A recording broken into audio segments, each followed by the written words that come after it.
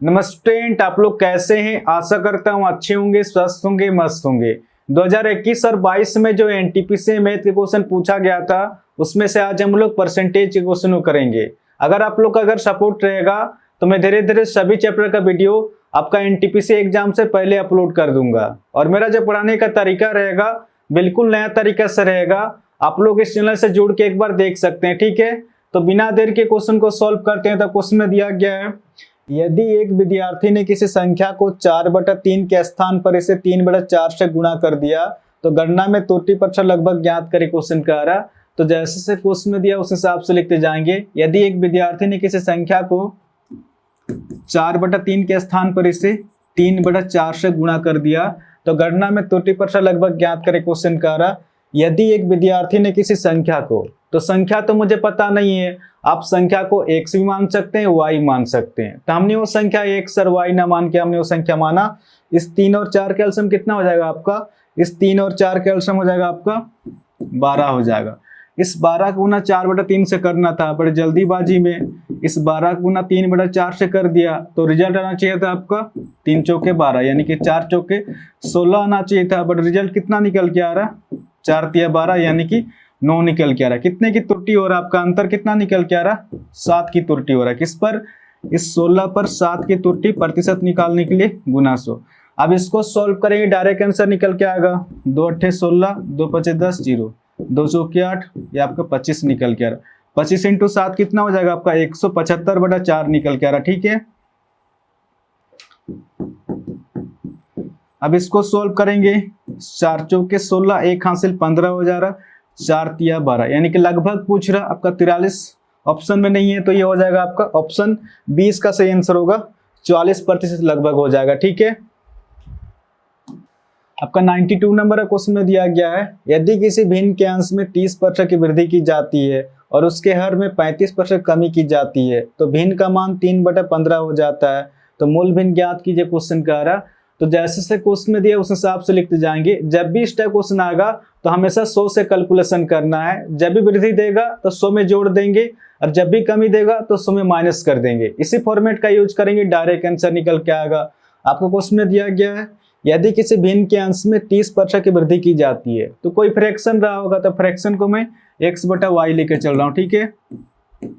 आपको क्वेश्चन में दिया गया, यदि किसी भिन्न के अंश में 30% की वृद्धि की जाती है तो 100 + 30 130 हो जाएगा। आगे आप क्वेश्चन में दिया गया, और उसके हर में 35% कमी की जाती है। 100 में अगर 35 माइनस करेंगे शेष निकल के आपका 65 बराबर, तो भिन्न का मान 3/15 हो जाता है। तो मूल भिन्न ज्ञात कीजिए, क्वेश्चन कह रहा है।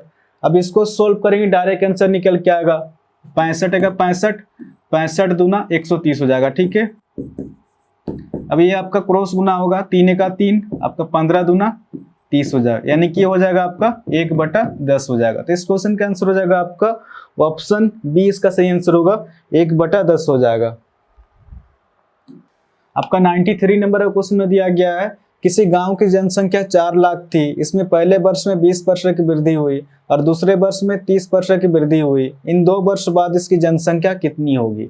तो जैसे से क्वेश्चन में दिया उस हिसाब से लिखते जाएंगे। किसी गांव की जनसंख्या 4 लाख थी, इसमें पहले वर्ष में 20% की वृद्धि हुई, यानी कि 20% की वृद्धि दिया गया। आगे आपको उसमें दिया गया, और दूसरे वर्ष में 30% की वृद्धि हुई, 30% की वृद्धि दिया गया। सबसे पहले इसको सॉल्व करेंगे कि 20% फ्रैक्शन में कितना होता है। जब भी प्रतिशत को हटाएंगे 100 से भाग देंगे, 20 का 20, 20 25 100, 1/5 निकल के आ रहा। अब ये 30% फ्रैक्शन में कितना हो जाएगा? जब भी प्रतिशत को हटाएंगे 100 से भाग देंगे, 0 से 0 कट जा रहा, 3/10 निकल के आ रहा। और फ्रैक्शन में जो होता है नीचे वाला संख्या हमेशा ओरिजिनल संख्या होता है, इसके ऊपर चेंजेस होता है, इसके ऊपर बढ़ता भी है, इसके ऊपर घटता भी है। ये क्वेश्चन के ऊपर डिपेंड करता है कि आपके क्वेश्चन में क्या दिया गया। तो क्वेश्चन में दिया गया, किसी गांव की जनसंख्या 4 लाख थी, इसमें पहले वर्ष में 20% की वृद्धि हुई। क्वेश्चन कह रहा है, अगर किसी गांव की जनसंख्या 5 रहा होगा तो इस 5 का 20% वृद्धि हो रहा है, तो इस 5 का 20% कितना होगा? 1 होगा। 1 की वृद्धि हमेशा ऊपर वाला संख्या निकल के आता है, आप निकाल के भी देख सकते हैं। इस 5 का 20%, जब 20% को फ्रैक्शन में सॉल्व करेंगे 1/5 आएगा, 5 से 5 कट जा रहा है। आप देख सकते हैं यहाँ पर भी 1 है और यहाँ पर भी 1 है। यानी कि इस 5 का 20% वृद्धि हो रहा। तो इस 5 का 20% कितना निकल कर है, 1 निकल कर है, 1 की वृद्धि। तो जैसे 5 में 1 जोड़ेंगे, अब जनसंख्या कितना हो जाएगा आपका, 6 हो जाएगा। कुछ नहीं करना, जब भी वृद्धि देगा तो नीचे वाला संख्या से ऊपर वाला संख्या जोड़ देंगे, और जब भी कमी देगा तो नीचे वाला संख्या से ऊपर वाला संख्या घटा देंगे। इस क्वेश्चन में क्या देगा, वृद्धि दिया गया है, तो 10 से ऊपर वाला संख्या 3 जोड़ के कितना हो जाएगा आपका, 13 हो जाएगा। अब इसको सॉल्व करेंगे, 2 पचे 10, 2 तिया 6, 5 पचे ये 25 निकल के आ रहा, और ये आपका 13 तिया 39 निकल के आ रहा। यानी कि गांव के वर्तमान जनसंख्या 25 रहा होगा, तो 2 साल बाद जनसंख्या 39 निकल के आ रहा। बट अब कुछ में दिया गया है किसी गांव की वर्तमान जनसंख्या 4 लाख थी। इस डाटा के अनुसार तो गांव की वर्तमान जनसंख्या 25 है, बट 25 नहीं है, एक्चुअल आपका संख्या दिया गया 4 लाख।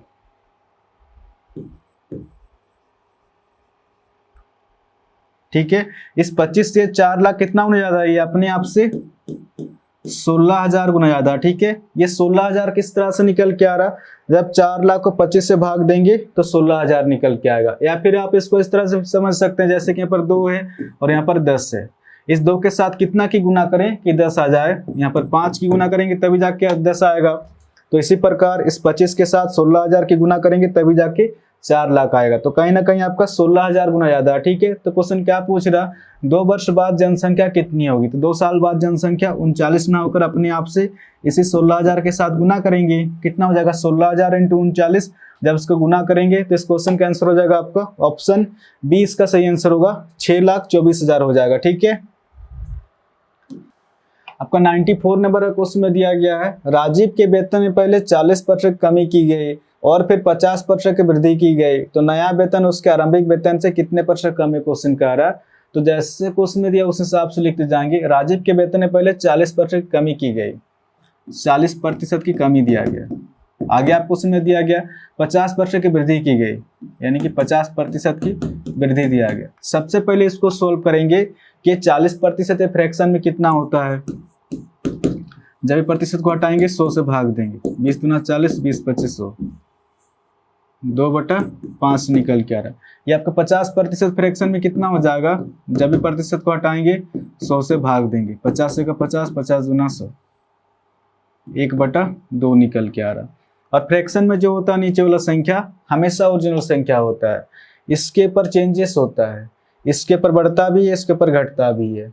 ये क्वेश्चन के ऊपर डिपेंड करता है कि आपको क्वेश्चन में क्या दिया गया था। क्वेश्चन में दिया गया आपका राजीव के वेतन में पहले 40% की कमी की गई, क्वेश्चन कह रहा है अगर राजीव को अगर वेतन 5 रुपये मिलता होगा तो इस 5 का 40% कमी हो रहा है, तो इस 5 का 40% कितना हो जाएगा, 2 होगा, 2 रुपये की कमी। हमेशा ऊपर संख्या निकल के आता है, आप निकाल के भी देख सकते हैं। इस 5 का 40%, जब 40% को फ्रैक्शन में सोल्व करेंगे 2/5 आएगा, 5 से 5 कट जा रहा, आप देख सकते हैं यहाँ पर भी 2 है और यहाँ पर भी 2 है, यानी कि इस 5 का 40% कमी हो रहा।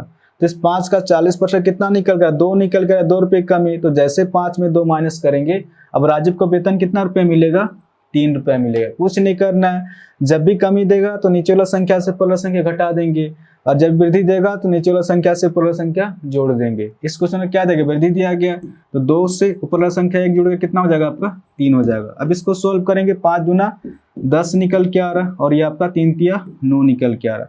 अगर राजीव को अगर वेतन 10 रुपये मिल रहा था तब 9 रुपये मिल रहा, कितने की कमी हो रहा है आपका, 1 की कमी हो रहा। किस पर, इस 10 पर 1 की कमी।